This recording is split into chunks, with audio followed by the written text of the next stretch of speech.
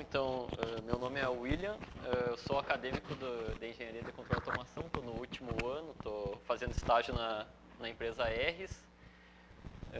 Desde sempre eu gostei muito de aviação, eu tentei a Academia da Força Aérea, não passei, então decidi ir para engenharia, então agora que chegou uma oportunidade de trabalhar com aviação, então eu juntei todo esse desejo, essa vontade de trabalhar, e agora então estamos desenvolvendo bastante sistemas bem legais para aviação experimental.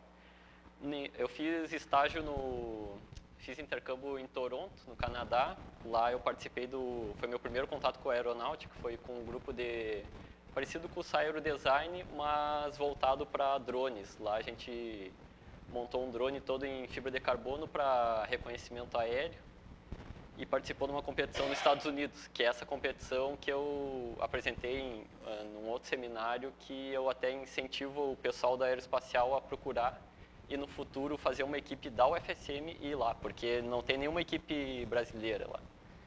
Tá. Então agora, quando eu comecei na RS, eu nunca, por mais que eu gostasse, como é que é os detalhes e como é que é a construção dos sistemas de um avião. Por onde começar, né? Então,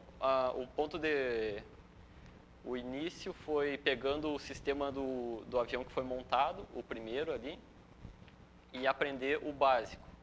O segundo passo foi procurar manuais de aviões homologados, que tem trem retrátil, que tem os sistemas parecidos, e ver como funciona nesses aviões. Mas a maioria dos manuais de aviões são pagos, então é muito difícil de encontrar. Então, um ponto de início bem importante e que serviu bastante para mim foi procurar manuais da FAA, que é a ANAC americana. E eles têm manuais para tudo que é coisa. Então, tem alguns aqui que eu listei, que são os principais, que são, por exemplo, são manuais que ensinam as melhores práticas de construção, de inspeção e reparos em aviação. Então, a partir disso, eu consegui ter uma ideia de como juntar dois fios, qual a segurança que tem nos aviões em geral, tanto civil quanto militar. E também, por indicação do professor André, procurei manuais de engenharia de sistemas, de como, antes de tu focar num detalhe, tu vê como um todo e ver como isso vai se integrar no avião. Então, eu achei manuais da NASA e também outros manuais de certificação que mostram bastante o que o sistema deve ter para ser passível de certificação para uma aeronave homologada. Cabe ressaltar que a aviação experimental não precisa dessas homologações, mas buscando a perfeição e buscando seguir o mesmo processo utilizado pela Boeing, pela Embraer para projeto, então a gente foi atrás desses documentos. A maioria é pago também, então é muito difícil tu achar informação. Tem outros livros também que tratam exatamente de cada documento. Então, o primeiro é sobre aeronavegabilidade. O segundo aqui é sobre certificação do avião como um todo. O DO-178 é para engenharia de software, como o software de aviônicos deve ser, que tipo de sistema de segurança ele deve ter, que tipo de sistema operacional. Isso é uma coisa que eu não conhecia. Existem sistemas operacionais para microcontroladores e computadores específicos que atendam essa norma, que é com hard real time, seria o tempo real duro, que quer dizer, ele não pode falhar o clock das suas ações. Por exemplo, se tu tem uma ação crítica, aquele clock, aquele momento de acontecer não pode falhar.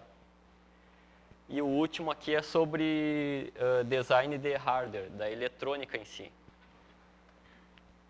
Então, um pouco dos sistemas que compõem o avião, que vocês já devem mais ou menos saber, a estrutura, sistema elétrico, trem de pouso, os flaps, motor e aviônicos em si, que seria a parte de eletrônica e displays digitais. Então, começando pelo sistema elétrico. Vou começar até a passar Vai passando esses aqui todos. Vai passando. Primeiro, que tipo de fio de cabo é utilizado. Então, tem uma norma só para os cabos que vai estar junto, a gente vai passando, que é uma norma militar muito antiga, que quer dizer que ela especifica que o cabo tem que ser flexível, formado de condutores de cobre estanhados e o isolamento não pode propagar chama. Então, basicamente, é isso que o cabo tem que ter.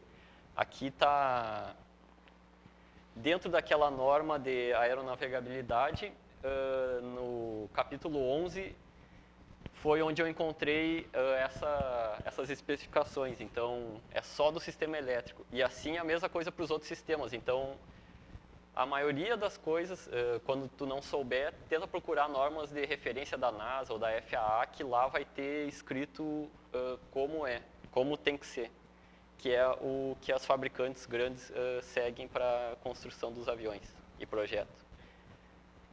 Aqui, ó, aí depois, qual que é o melhor jeito para juntar dois fios, se eu precisar, soldar dois fios juntos? É uma coisa simples, mas se tu tá fazendo um avião, né, tu quer que seja o mais perfeito possível, tu não quer juntar de qualquer jeito. Então, eu achei esse manual da NASA de melhores práticas para juntar o fio. Então, esse é um dos métodos, só para demonstração, que até isso tu consegue achar a referência. Então, agora partindo para o sistema elétrico. Então, o Tucano R, ele possui o sistema elétrico dele baseado em 12 volts corrente contínua. Daí, da onde vem a energia para ele? Tem a bateria, mas a bateria não vai sustentar todo o sistema em voo. Então, acoplado direto ao motor, existe um gerador monofásico. Esse gerador gera uma tensão senoidal que precisa passar por um regulador, que esse aqui é o regulador. É um regulador onda completa e com um sistema de controle totalmente analógico dentro dele, é patenteado até. Aqui a gente conseguiu o esquemático até em alemão, tá? É um sistema de controle todo analógico para uma ponte completa com um tiristor embaixo. Isso é mais de eletrônica. Então, o regulador vai pegar essa onda senoidal do gerador que está acoplado ao motor e vai transformar em quase contínua. O próximo passo é a utilização de um capacitor, que é para terminar de dar essa filtrada no barramento, que a gente chama. Isso parece uma coisa muito simples para nós aqui da eletrônica, mas em todos os aviões que eu vi, inclusive no Tucano R antigo, esse capacitor não era colocado. Então, e com contatos que a gente tem de pessoas que trabalham com manutenção aeronáutica e de outros aviões, todos os aviões que eu vi, nenhum tinha esse capacitor. Então, é uma coisa tão simples, tão banal, mas não era usado. Simplesmente porque, se funciona assim, aí funciona assim. Aeronaves homologadas. E daí, no fim, acabava queimando um GPS que custa $10 mil e o pessoal, por que será? Deve ser pico, porque isso não tinha o capacitor para filtrar. E o capacitor está lá na norma de instalação do motor. Então, esses detalhes pequenos acabam fazendo bastante diferença. Aqui está a bateria que é usada, que é mesmo de no break. Aqui está é como se fosse o fusível do avião, é o circuit breaker, a gente chama. Diferente do fusível, que quando queima tu tem que substituir. Imagina, se queimou no ar, como é que tu vai substituir, né? Não dá. Então, esse tipo de circuit breaker, ele sai para fora e fica aparecendo uma cor branca em cima, que tu viu que ele desarmou. É como se fosse um disjuntor. Não é norma, mas usualmente o piloto deve tentar mais uma vez empurrar ele para armar de novo. Se ele saltar de novo, daí tu para, porque realmente tem algo errado e não foi só sobre aquecimento. Então aqui, para dar partida no motor e para controlar toda a energia que vai para os sistemas do avião. Existem relés, mas não é um relé normal igual ao de carro. O relé de carro também aguenta bastante corrente, perto de 40 amperes, mas esses aqui operam perto de 100 amperes. Então aqui está o starter relay, que é quando tu gira a chave para dar a partida no avião, ele passa por aqui. Então ele é de uso só intermitente. Tu não pode ficar um tempão com ele acionado porque ele vai sobreaquecer, ele não foi feito para isso, ele vai estragar. E esse aqui é o master que, uma vez acionado, ele passa toda a corrente que vai para os sistemas através dele. Uma coisa também bem banal, bem simples, é que por ser um relé, e por ser um relé tão forte, a bobina dele para acionar puxa em torno de 2 amperes. Então é como se fosse um indutor puxando 2 amperes. Quando tu gira a chave e para, vai dar uma faísca bem grande, porque aqueles 2 amperes não tem o caminho. Por ser um indutor, tu não consegue variar a corrente rapidamente. Isso é de eletrônica, quem não. E uma solução muito simples é só botar um diodo de roda livre, que a gente chama, que é só quando tu abrir a chave, que vai dar a faísca na chave, esse diodo vai dar um caminho para essa corrente para queimar essa corrente na própria bobina. Com isso não vai dar nenhum faiscamento. E isso também, mesmo em aviões homologados, não é utilizado. É muito raro de tu achar. Tem uma relé. Essa relé aqui do starter está passando aí por vocês já com o diodo. Isso.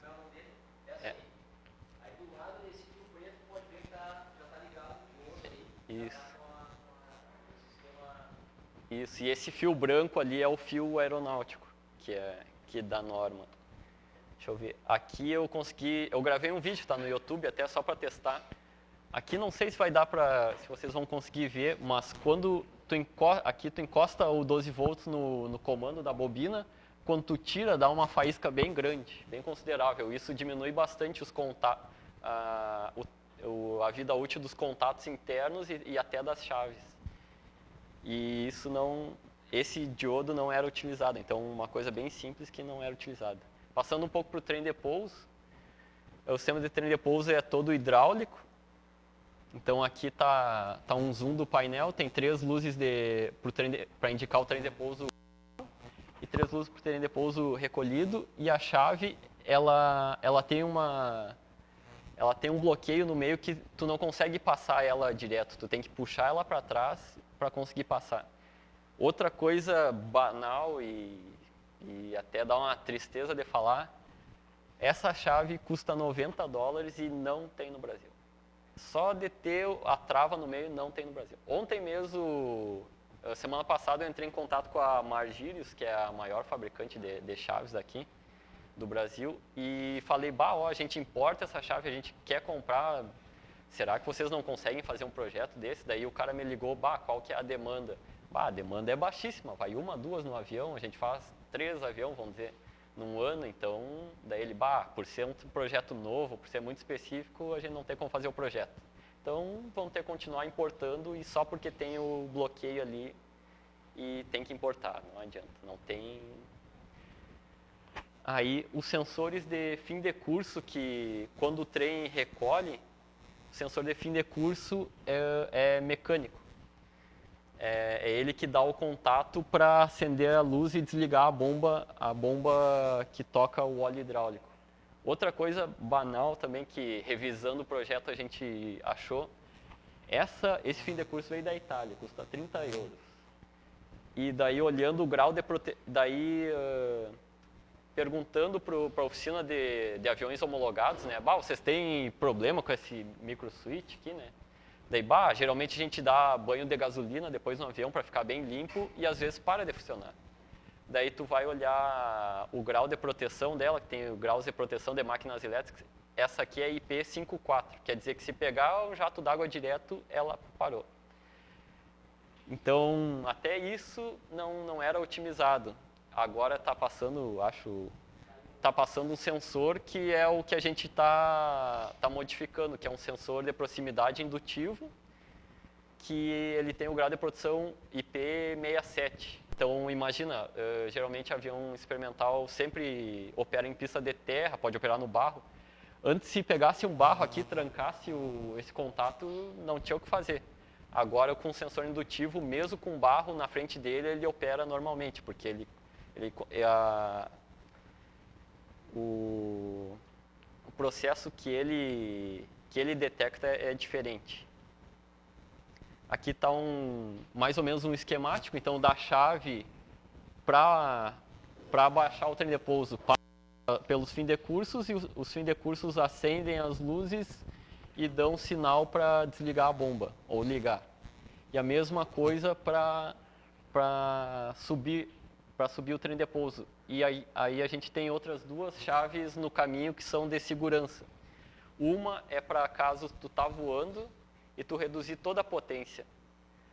Tu tá vindo pro pouso, tu reduz toda a potência, e se tu tá com um trem alto, ele vai tocar um bip, que tu tá te avisando, ó, tu tá reduzindo toda a potência para pousar e tu não baixou o trem. Daí isso é um dos sistemas de segurança. Outro que não tinha antes e a gente implementou agora, daí baseado em aviões homologados, é uma outra chave, por exemplo, quando o avião está no chão, às vezes em feiras, o pessoal entra dentro do avião, mexe ali e tal, aí vão dizer que o piloto depois vai para sua rotina de checklist ali para decolar, ou para só ligar o avião. Se ele ligar o master e alguém deixou a chave na posição para recolher o trem, antes não tinha indicação nenhuma para o avião de que tu estava no chão. Aí outro sistema também que a gente está pensando é botar um sensor de pressão na linha para recolher o trem. Então, como seria idealmente? O trem normalmente seria aberto, empurrado por molas e travado. E tu só faria força com a bomba para recolher ele. Então, tu sempre ia ter que manter a pressão hidráulica para recolher ele. No caso de vazar toda a pressão hidráulica, as molas automaticamente iam estender e travar o trem. Daí também uma outra coisa que antes não tinha é um botão de teste de luzes, que, por exemplo, já aconteceu de dos fins de curso não chegar, uma das rodas não chegar e o motor ficar tocando o óleo hidráulico lá. Antes tu não tinha uma indicação de que o motor estava ligado. Então o piloto em voo não ia escutar a bomba funcionando.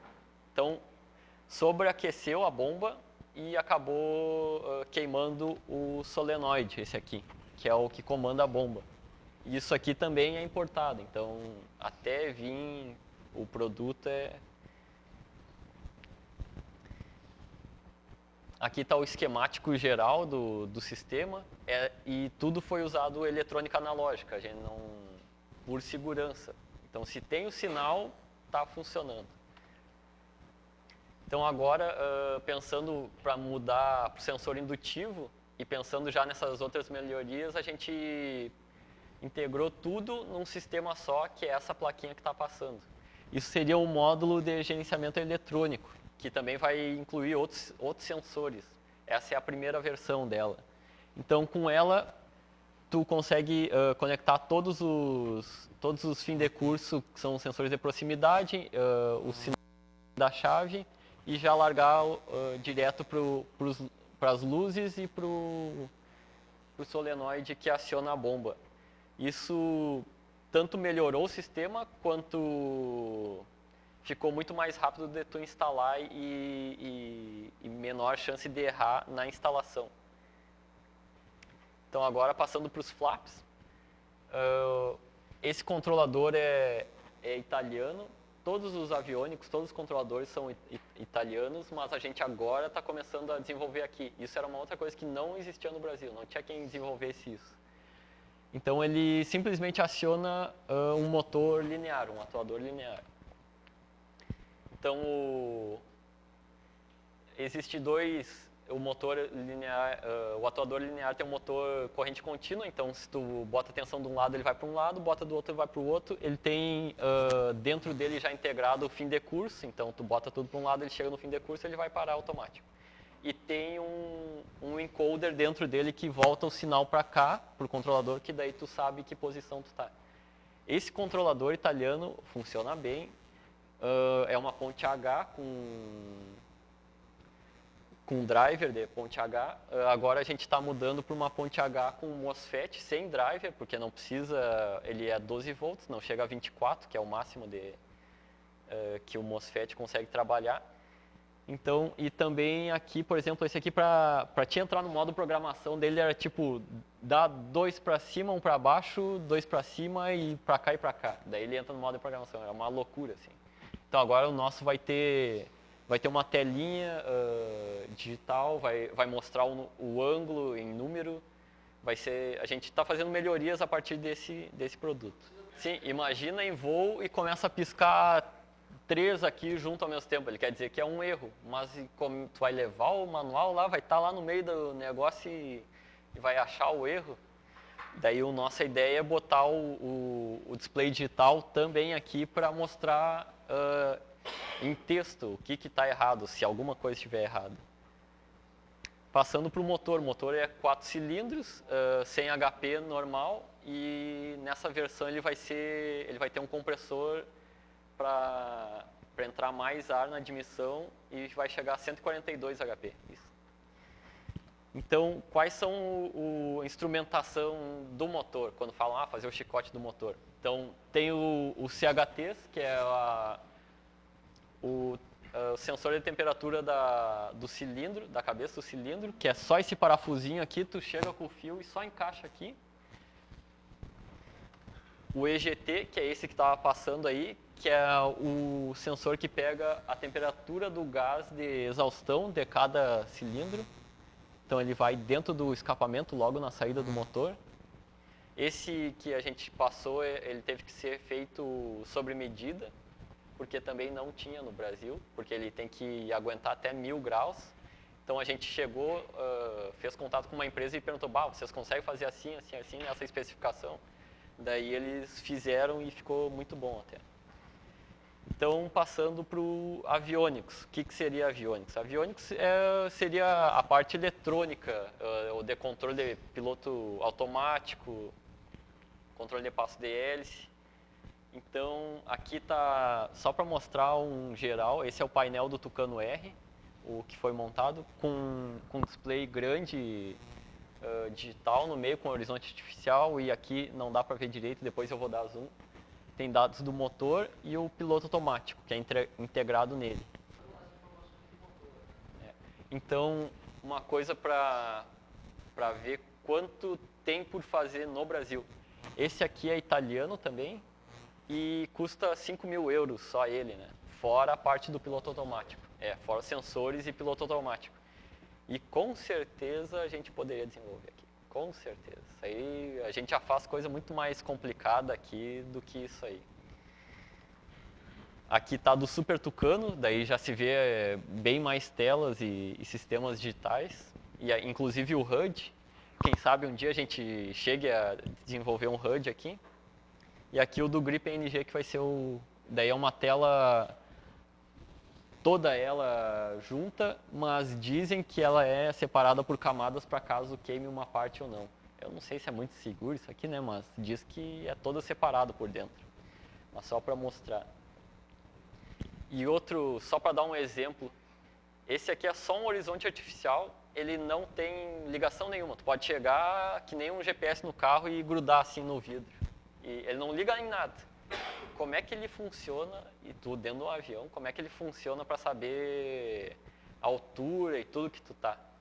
É tudo os mesmos sensores baseado na tecnologia MEMS, que é de microeletrônica, os mesmos sensores usados em Vant ou no SAI Aerodesign, por exemplo. E esse produto é vendido a $1.000 e não tem quem faça no Brasil.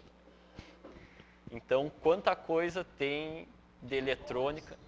$1.000 lá. Se tu vai importar, já é mais $1.000 quando chega, vamos dizer assim. Então, quanta coisa que tem ainda por fazer e que tem para desenvolver aqui.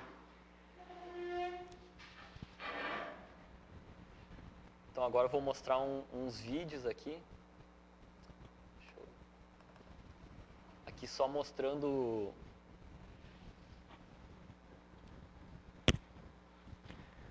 painel do Tucano R.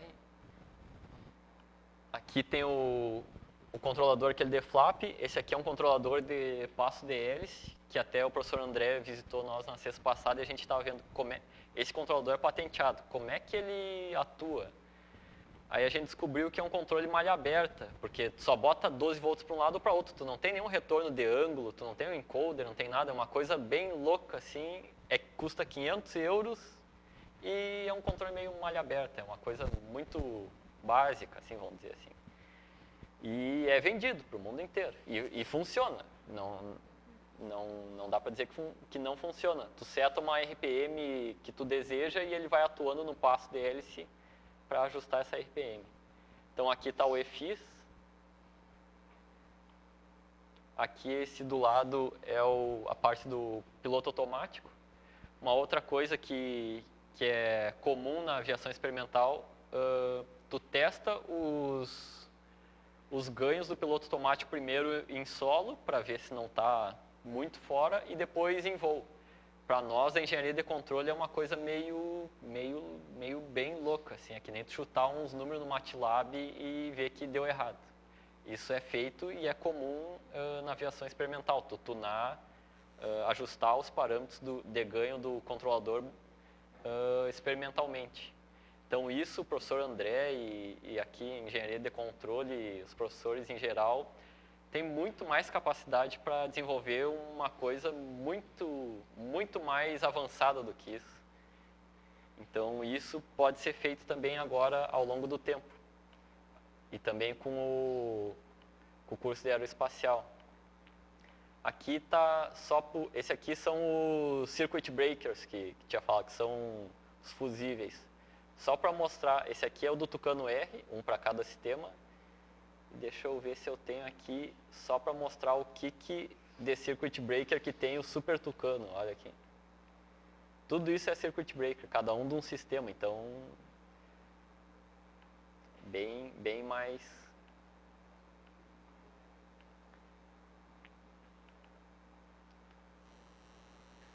Aqui tem um vídeo do ensaio de trem de pouso.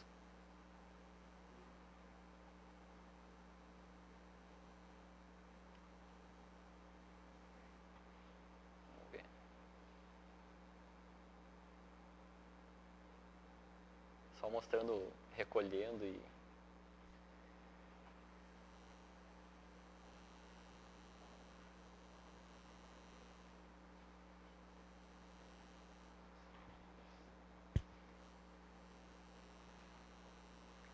Agora eu vou mostrar um vídeo dele em voo e também da atuação dos flaps. Aí. É.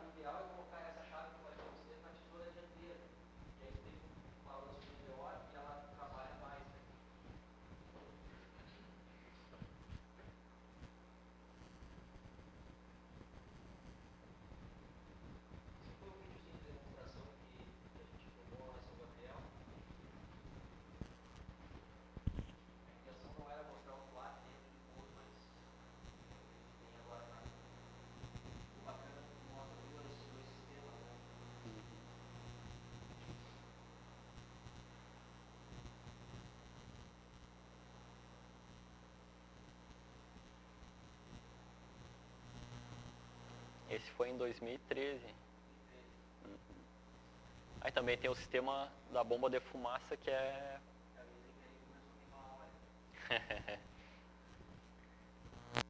fabricação da Aeris.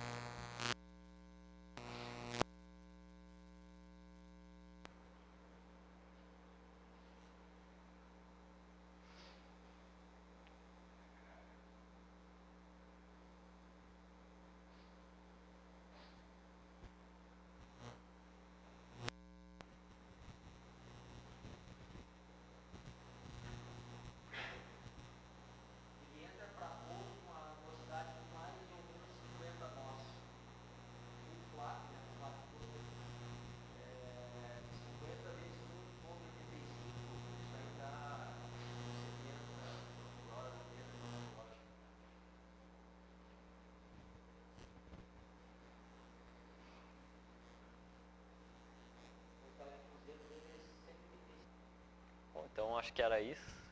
Obrigado, professor André, obrigado a todo mundo.